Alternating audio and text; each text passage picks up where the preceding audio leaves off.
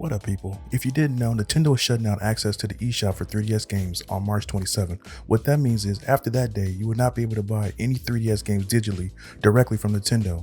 You'll still be able to buy games physically, but once the shop closes, a lot of those physical prices are going to skyrocket more than they already have. No, but for real, check out eBay. Some of the prices for these games, especially RPGs, are disgusting, you hear me? For the sake of variety, I limited my list to one game per franchise, otherwise most of my list will just be Fire Emblem and Kirby. But anyway, to help you figure out what to be on the lookout for before March 27th, here are 10 3DS games you should buy before the eShop closes for good. Let's start the list with the game you probably didn't expect to see, which is Shin Megami Tensei Devil Survivor Overclocked. Think Persona meets Fire Emblem, as the gameplay involves a tactical strategy as you move around a grid, and once you reach one of the enemies on that grid, the combat becomes turn-based. Similar to many other Shin Megami Tensei games, the combat revolves around finding an elemental advantage and using it to make quick work of the enemy. Devil Survivor also has a really cool mechanic called Skill Crack that allows you to steal one of the abilities of the opponent as long as you're the one who defeats the enemy and not someone else. Another reason to pick up this game is because of the story. People who have played the game have praised Devil Survivor for having a well-written narrative that really takes advantage of its dark themes and atmosphere. The ending of the game will change based on your decision in the game, as well as who survives in the end. If you played and enjoyed any other Shin Megami Tensei game, or just an Atlas game in general, Devil Survivor Overclock will be a welcome addition to your 3DS library. Next up, we have Metroid Samus Returns, a remake of Metroid 2. This side-scrolling action platformer boasts better graphics, controls, and combat compared to its Game Boy counterpart. As you play through the game, you'll discover many weapons and armor to help you along during your 10-hour-ish adventure, such as bomb, wave beams, high jump boots, and lightning armor. Samus also has a melee counter that allows her to deflect enemy charges that will create an opening to attack, and it can be used on most enemies and bosses as well. One thing I personally appreciate about this Metroid game is that the game has fast travel stations, because if there's one thing I hate doing in games is backtracking, and I'm glad they completely eliminated that so I don't feel like I'm wasting my time. I'm sure if you're a fan of Metroid or any other game that falls under the bloated Metroidvania genre, you probably already played Metroid Samus Returns, but if you haven't played a Metroid game, this one is a perfect entry into the franchise. Said by many to be a better Pokemon game than Pokemon, we have Monster Hunter Stories. Unlike the main series, Monster Hunter Stories is an RPG that focuses less on hunting monsters and more on exploring the world and finding over 100 monsters, or monsties, to hatch, ride, and fight beside.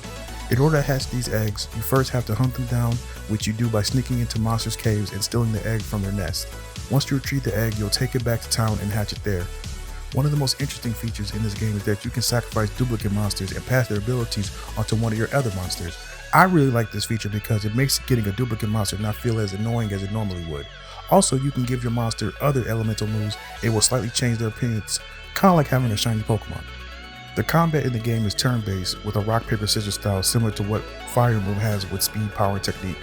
Power beats technique, technique beats speed, and speed beats power. If you choose the right attack style against your opponent, you and your monster will do extra damage while also receiving less damage in return.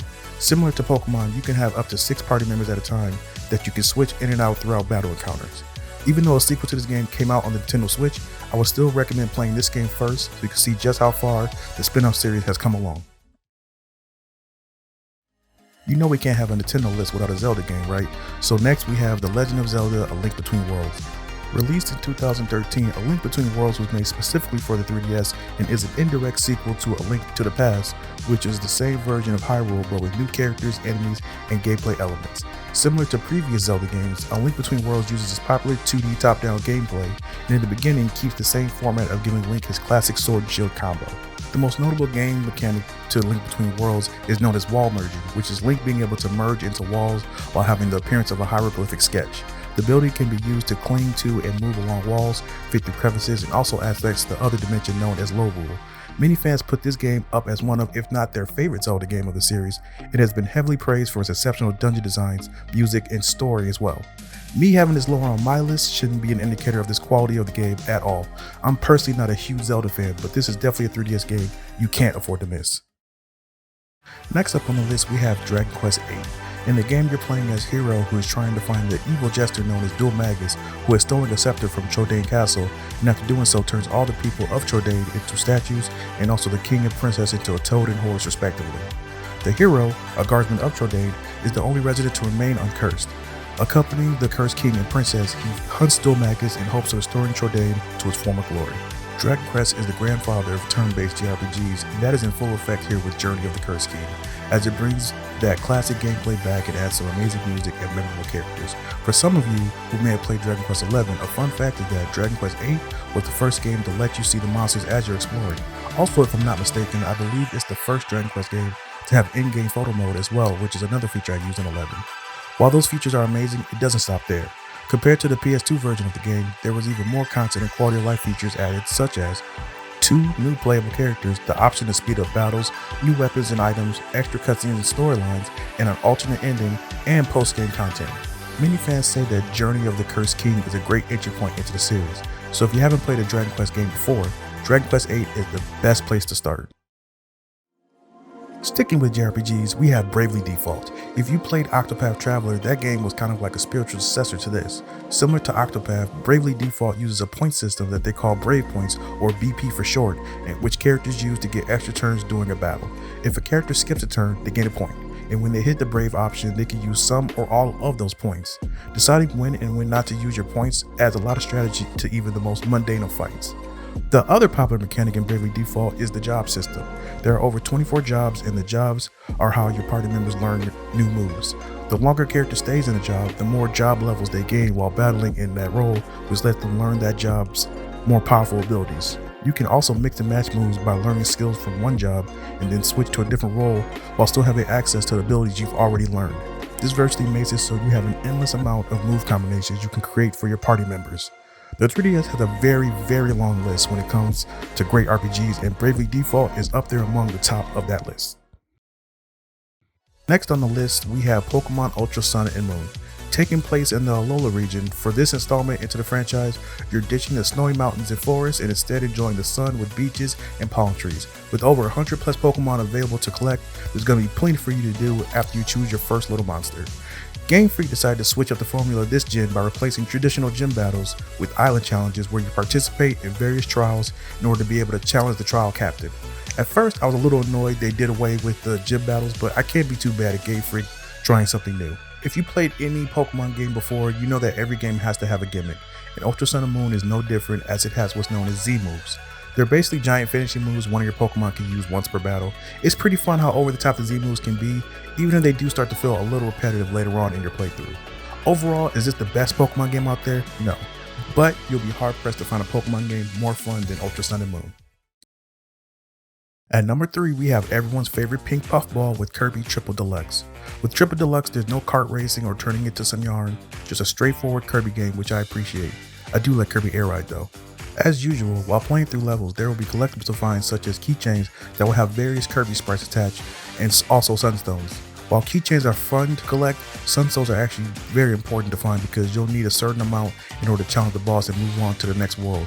Aside from the main story mode, there are 4 mini games you can play as well, which adds a nice change of pace, and after you beat the game, there's a mode where you can replay the levels as King Dedede if you so choose.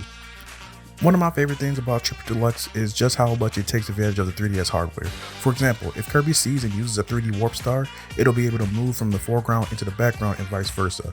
Combat, exploration, and traversal all utilize the 3D power of the console, and it really adds to the immersion and overall fun factor. Even if I wasn't a huge Kirby fan, which I am, I would still recommend this game because like I said with Pokemon, there may be better platformers, but I highly doubt they'll put as much of a smile on your face as Kirby Triple Deluxe. At number 2, we have another platformer and arguably the platformer for the 3DS with Super Mario 3D Land. Level designing takes center stage as 3D Land really takes advantage of the capabilities this handheld provides. Like I previously mentioned with Kirby, the creativity of these levels incorporating 3D really makes me feel like this game can only be fully enjoyed on the 3DS. Super Mario 3D Land has a total of 16 worlds, which include 8 normal worlds and 8 special worlds, and you're looking at about 7 to 8 hours if you want to just breeze through the game, and 20 plus hours if you want to get all the stars and stickers to 100% the game. Similar to other Mario games, you'll be able to play as other characters other than just the iconic plumber, and honestly, seeing Toad in a cat suit might be worth the game alone. I honestly don't have much more to say about this game because it's Mario, man. Nintendo has mastered the Mario formula and these games have stayed relatively the same in a good way, and this game is no different. I might be an outlier as I prefer 3D Mario compared to the old school 2D style. Mario Odyssey is my favorite Mario game by far, and if you're like me waiting for Mario Odyssey 2 to be announced and released, this is easily the next best thing.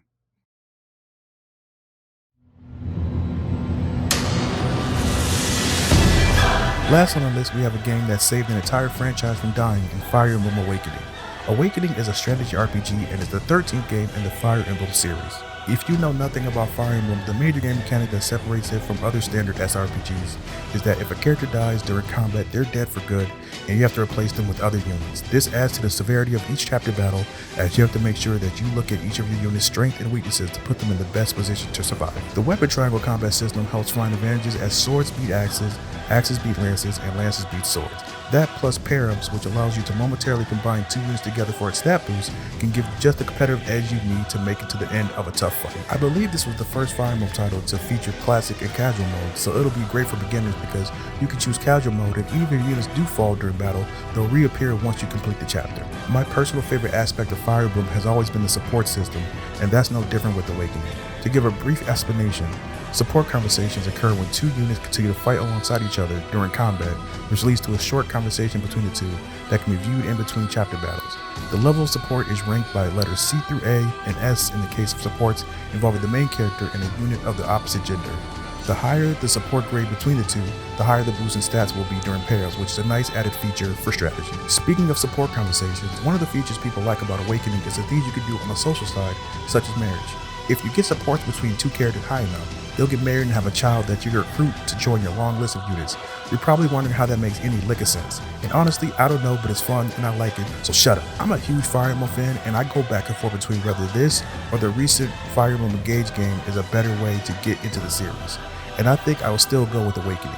Not just because it came out first, but because I honestly feel like there's a charm to this game that you might not appreciate if you played newer titles first.